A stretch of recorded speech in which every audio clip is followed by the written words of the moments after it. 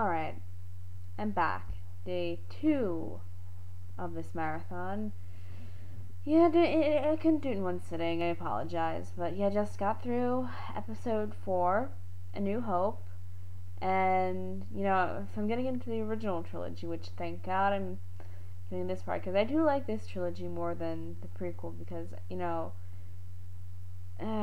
it's got a good story and I mean, plot wise, it had very modest expectations for plot. I mean, honestly, if you're looking at the plot, it's you like, see exactly motivations behind the characters, why they might do something. There's always a problem solution. Cause effect lead into everything else. That's you can sort of see how it follows very logically, if I can speak, logically into one after another. Characters, you get the introduction to everyone who's interesting. Han, Luke, Leia, Chewbacca. You get some of the comic duo of R2 and 3PO, which everyone loves. Okay, at least I like, and you get the classic, and you get to see the characters sort of as strong characters. For example, Luke's young, but you get to see him treat situations. You see him at the beginning act like typical 18-year-old kid who wants to get off planet, who wants to actually go do something instead of being stuck on the farm. I mean, and you see him grow to while he's still young, but he still is able to do something effective, which feels better than if you watched my commentary on Phantom Menace, you realize why I prefer when you see Luke actually save the day in the end, as opposed to Anakin saving the day, because with Luke he understands it's important, and yeah, he's 18 years old, but still at the same time, he understands that this is a really important situation, and he's able to use his gut instinct to save the day. Okay, I can accept that. Han being greedy and self-centered, but overcoming that in the end to help, and Leia just kicking ass and taking names and still being the strong character, which is what we saw similar to Padme in a Phantom Menace and Attack the Clones, but we really didn't see in Revenge of the Sith, which I'm not going to get into that even now because we're not in the prequel trilogy, and thank God we are not, because. But this is I like that. I like The New Hope because it's just it can function as a standalone, but you realize it does fit into the larger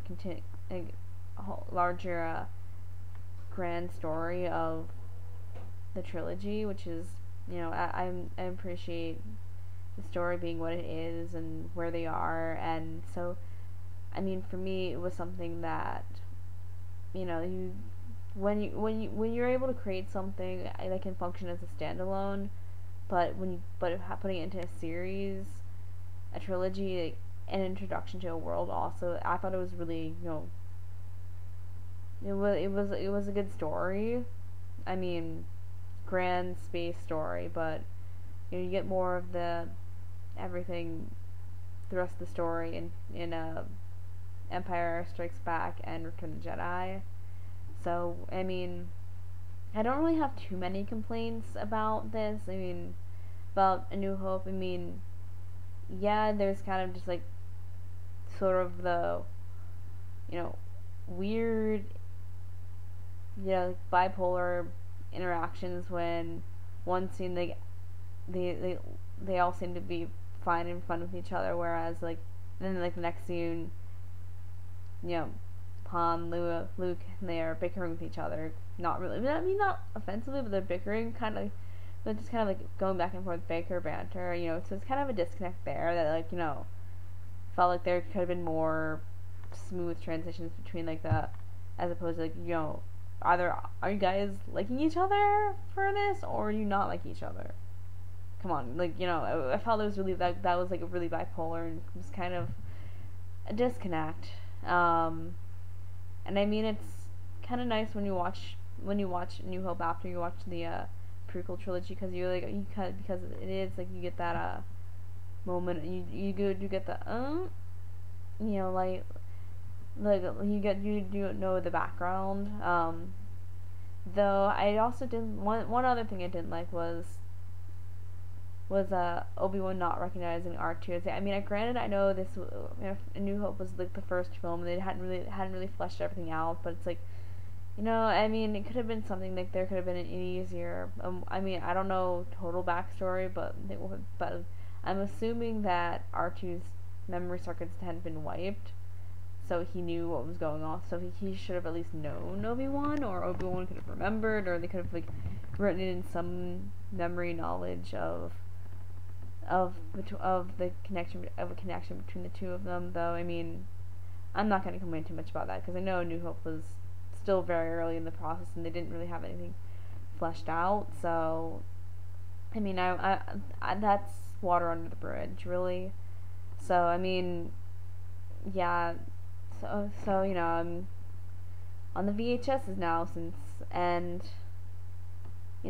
if you have any comments about something I didn't talk about and you might want to raise, put them below and I can address them later. And remember, comments are love. So it's about, what time is it? Hold on. Yeah, it's about 5:45. So I will get through Empire and then come back and talk to you all about that. So probably see commentary on Empire in a couple of hours, 2.5, 3 hours, depending on when I eat, because I need to eat too. Not that you care. Not that you really care about that. Anyway, I'm rambling. So remember, leave comments, and I will see you on the other side of Star Wars Episode 5, Empire Strikes Back. So, yeah. Toodles.